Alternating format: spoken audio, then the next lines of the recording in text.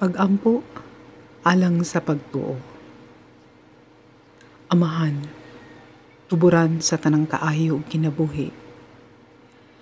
Akong ipadangat kanimo ang akong dakong pasalamat sa tanang grasyang nadawat. Salamat usab sa grasya sa kaluwasan ug kinabuhi nga akong natagamtaman. Akong ipaabot kanimo ang akong pangamuyo nga unta. Hatagan mo pa ako og dugang kalig-on, dili lamang sa pagsagubang sa mga hagit sa matag adlaw, kundi usab ang kalig-on sa akong pagtuo ug pagsalig nganha kanimo. Nasayod ako nga kung ako ra, di na ko kayang palambuon ang akong pagtuo. Tungod sa mga kahadlok ug tungod sa akong kahuyang, dili nako ni tanan mabuhat.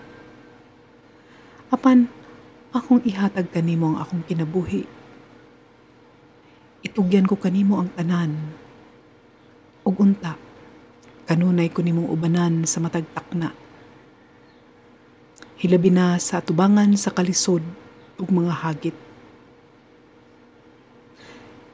Anaa usab ikaw unta sa panahon sa hudyaka. Ug ni Ginoo nga makalimot ko kanimo. Taliwala sa akong mga kalipay ug kadaugan. Nga sa kanunay, unta magasunod ako sa imong dalan. Hinaot amahan nga magmalampuson ako sa akong mga tahas.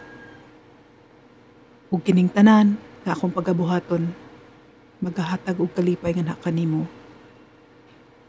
Tabangi ako nga magsubay ako pirmi sa dalan padulong nimo ug magasunod sa imong mga laraw alang kanako. Tabangi ako Ginoo sa tanang higayon. Bendisyon ni ako. Palihog, ayuha usab ang ako mga balatian. Kining tanan akong gihalad alang lamang kanimo. Amen.